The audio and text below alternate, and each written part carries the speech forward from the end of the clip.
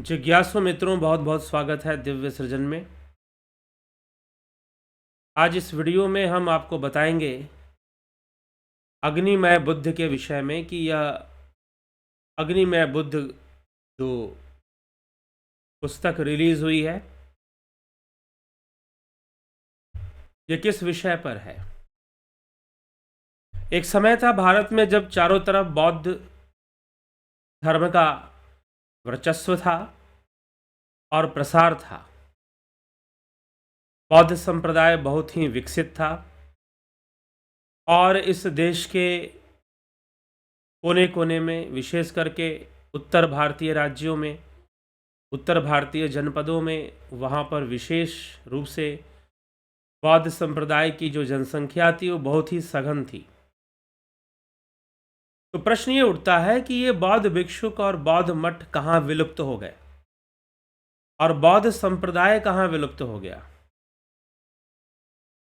और किस कारण से विलुप्त हो गया, कैसे विलुप्त हो गया।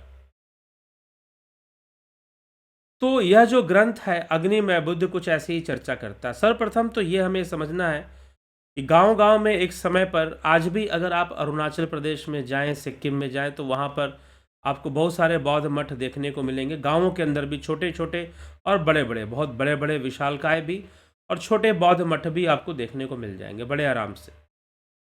लेकिन आज ऐसा क्यों नहीं है? लेकिन एक समय था जब सारनाथ, नालंदा, बोधगया, वैशाली,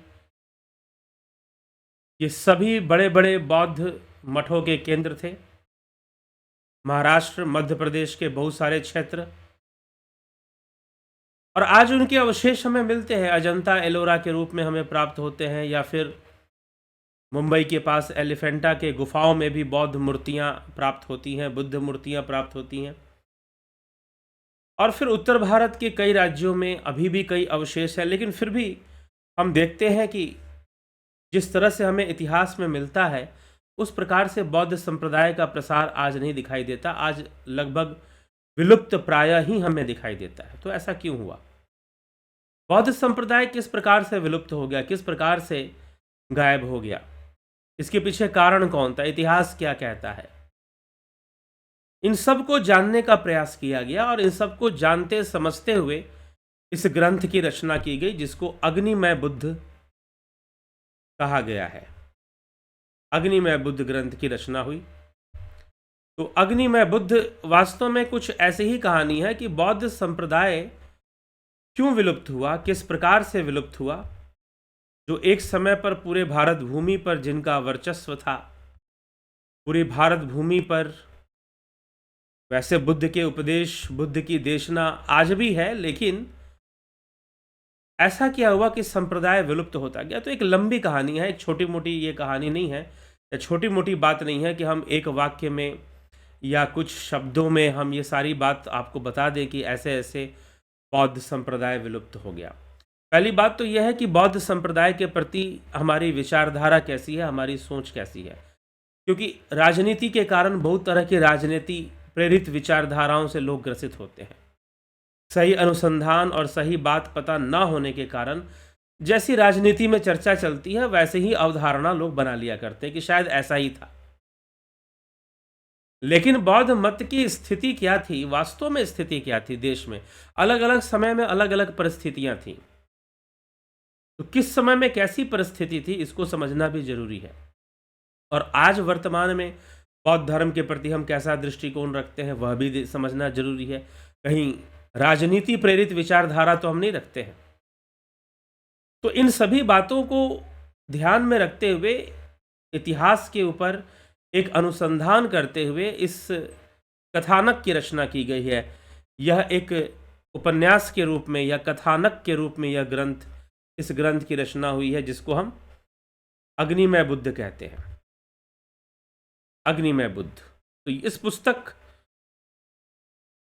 का प्रकाशन हो चुका है। यह पुस्तक अपने अस्तित्व में आ चुका है। तो इस अग्निमय बुद्ध ग्रंथ को हम जानें, समझें, और इसमें मुख्य रूप से बौद्ध संप्रदाय का पतन या बौद्ध संप्रदाय का विलुप्त होने की क्या प्रक्रिया थी, उसको बताया गया है। कैसी परिस्थितियाँ, क्योंकि बुद्ध के बाद, बुद्ध के 300 वर्षों बाद बौद्ध संप्रदाय से में बहुत बड़ा विभाजन होता है। महायान, हीनयान, बाद में वज्रयान, बहुत सारे मतों और बहुत सारे विचारधाराओं का विकास होता है। शून्यवाद, विज्ञानवाद, बहुअनुमेयवाद, बाह्य प्रत्यक्षवाद, क्षणिकवाद, तो इस तरह से निरालंबनवाद, ऐसे बहुत सारे विचारधाराओं का प्रसार बौद्ध संप्रदाय में होता है। बहुत तरह के मठ बनते हैं, अनेकों संप्रदाय, एक संप्रदाय से अनेकों संप्रदाय बनते हैं। लेकिन फिर इतिहास में कुछ ऐसा होता है कि बौद्ध संप्रदाय अपने आप विलुप्त होने लग जाता है। उसके विलुप्त होने के पीछे कारण क्या था? दार्शनिक कारण कौन से थे? ऐतिहासिक कारण कौन से थे? राजनीतिक कारण कौन से थे? इन सभी बातों को हमें समझना होगा, तब हमें जाकर, हाँ, वर्तमान में भी बौद्ध मत को लेकर चर्चाएं चलती हैं, राजनीति भी होती है, राजनीति भी होती है। लेकिन अगर हम इस पुस्तक को अगर हम पढ़ लेते हैं, यह जो पुस्तक है बौद्ध इतिहास के ऊपर और वैदिक इतिहास के ऊपर, वैदिक कर्मकांड का इतिहास, किस प्रकार से कर्मकांड की विचारधारा ने फिर से अपने आप को पुनर्निर्मित किया, बुद्ध के प्रभाव से, शंकराचार्य के प्रभाव से और कई प्रभावों से, दूसरे योगियों के प्रभाव से, जो है कर्मकांड बहुत ही गौण हो गया था। कर्मकांड की विचारधारा बहुत ही पीछे जा चुकी थी, लेकिन फिर से ये रिवाइव होता है, फिर से ये अपने आप को पुनर्जीवित करता है। और उसमें सबसे बड़ी भूमिका थी आचार्य कुमारिल भट्ट की। और आचार्य कुमारिल भट्ट ने यह कार्य बौद्धों से शास्त्रार्थ करते हुए किया। तो आचार्य कुमारिल भट्ट का क्या प्रभाव पड़ा, कैसा प्रभाव पड़ा, उसकी पूरी गाथा और बौद्ध संप्रदाय के विलुप्त होने की जो गाथा है इतिहास में, और आज के समय में बुद्ध के नाम पर जो राजनीति चलती है या धर्म के नाम पर जो राजनीति चलती है, उसका इतिहास क्या है, कैसे है, हमें कैसे समझना चाहिए, इन सभी बातों पर विचार करने के लिए, इन सभी बातों को समझने के लिए इतिहास पर अनुसंधान करते हुए इस ग्रंथ की रचना की गई है, अग्निमय बुद्ध। ठीक है। कहानी षड्यंत्र और ब्रह्म हत्या की। तो अगर, क्योंकि अब इस पुस्तक के अध्ययन का सबसे बड़ा लाभ यह है कि आपको बौद्ध धर्म का वास्तविक स्वरूप समझ में आएगा। आज जिस प्रकार से बुद्ध के नाम पर या बौद्ध धर्म के नाम पर राजनीति चलती है, क्या वो उचित है? क्या वो, उसका संबंध इतिहास से बिल्कुल वैसा ही है जैसी आज जिस प्रकार की मान्यता का प्रचार किया जा रहा है? तो हम किसी प्रकार की दुविधा में ना हो और एक वास्तविक स्थिति को समझ पाए, बौद्ध धर्म की वास्तविक स्थिति को। बुद्ध और बौद्ध, इन दोनों में एक अंतर है, उस अंतर को भी हम समझ पाए कि बौद्ध होने में और बुद्ध में क्या डिफरेंस है, क्या अंतर है। ये सारी बातें बड़ी बारीकी वाली बातें हैं कि बुद्ध और बौद्ध में क्या क्या डिफरेंस हो सकता है, क्या अंतर हो सकता है। दोनों एक ही हैं? जी नहीं, एक नहीं है। तो इसलिए यह पुस्तक आपको एक इंसाइट देगा, एक रियलाइजेशन देगा, आपको एक अवधारणा। और इतिहास में एक ऐसा पॉइंट है हमारे इतिहास में जहां पर वैदिक कर्मकांड की पुनरावृत्ति होती है, वो फिर से अपने आप को पुनर्स्थापित करते हैं ज़्यादा मजबूती से, ज़्यादा अच्छे तरीके से। वो किस ढंग से हो पाती है? बौद्ध संप्रदाय का पतन किन कारणों से होता है? क्या किसी ने मरवा दिया सारे बौद्धों को? कोई कहता है कि पुष्यमित्र शुंग ने मरवा दिया, कोई कहता है सुधन्वा ऋषि ने मरवा दिया, कोई शंकराचार्य को दोषी बतलाता है, कोई कुछ कहता है, कोई कुछ कहता है। लेकिन वास्तविक ऐतिहासिक घटना क्या थी और किस प्रकार की क्रांति आई थी? एक वैचारिक क्रांति आई थी, और उस वैचारिक क्रांति से एक सामाजिक क्रांति भी आ गई बाद में।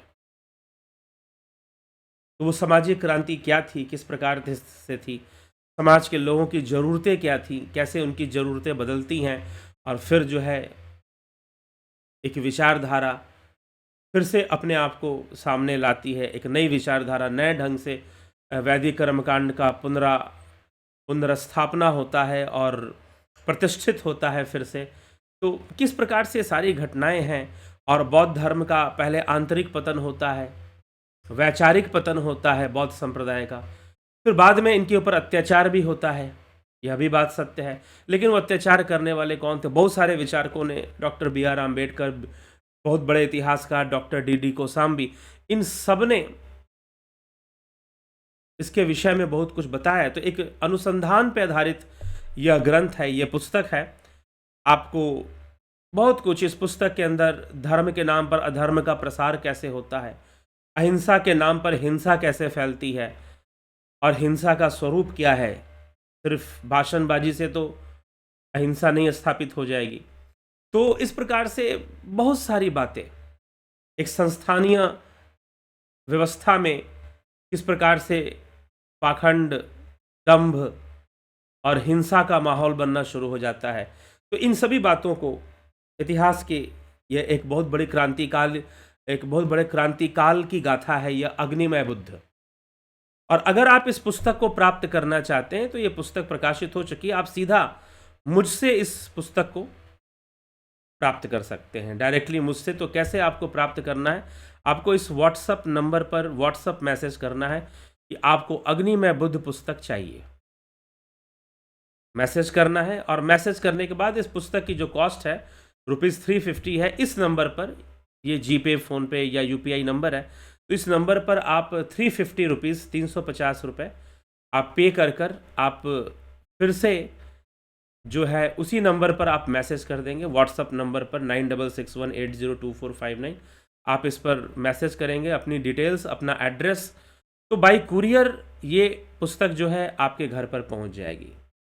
इसका शुल्क जो है ₹350 है, और शुल्क जो आप ₹350 देंगे उसी में ये बाई कुरियर आपके घर पर पहुंचा दी जाएगी। ठीक है? तो आप इस पुस्तक का लाभ उठाने का प्रयास करें, और इसमें बौद्ध दर्शन और वैदिक कर्मकांड की जो फिलॉसफी है, कर्मकांड का दर्शन क्या है, बौद्ध दर्शन क्या है, इन सब की बातें भी आपको बहुत अच्छे से समझ में आएंगी। और इतिहास में जो एक काल परिवर्तन से जो परिवर्तन आता गया धार्मिक स्थिति में या धर्म के इतिहास में, उन सब की जानकारी भी आपको इस पुस्तक के माध्यम से प्राप्त होगी। तो ये पुस्तक में एक बड़ी कहानी है, एक कथानक है। कहानी कोई ऐसी कोई फिक्शन कहानी नहीं है, हिस्ट्री बेस्ड जो है, ऐतिहासिक जो हिस्टोरिकल फैक्ट्स हैं उन पर आधारित ये कहानी है। तो आपको इसका लाभ उठाना है तो आप इस पुस्तक को जरूर प्राप्त करें, और इसको पढ़कर आप रोमांचित हो जाएंगे, क्योंकि यह एक कथानक के रूप में है और इसमें बहुत कुछ आपको मिलता है। इतिहास का ज्ञान, दर्शन का ज्ञान तो मिलता ही मिलता है, साथ में आपको कहानी भी मिलती है, षड्यंत्र, ब्रह्म हत्या की कहानी, किस प्रकार से हत्या का षड्यंत्र होता है, किस प्रकार से महत्वाकांक्षी लोग बुद्ध के मार्ग पर चलते हुए भी वो किस प्रकार से सांसारिक रूप से महत्वाकांक्षी हो जाते हैं। तो ऐसे बहुत सारी कहानियाँ जो है, एक रोमांचित कर देने वाली कथा है इस ग्रंथ में, इस पुस्तक में। तो आप जरूर ही इसको पढ़ें, इसको खरीदें, और ख़रीदने के लिए जो मैंने बताया व्हाट्सअप मैसेज करके आप जो है इसको, इसकी जानकारी ले लें, और पेमेंट कर आप इसको बुक करवा सकते हैं। आप अपना एड्रेस दे सकते हैं, बाई कुरियर आप तक ये पुस्तक पहुंच जाएगी। तो ज़रूर लाभ उठाएं। इसी के साथ मैं अपने विचारों को विराम देता हूं। बहुत बहुत धन्यवाद आप सभी का।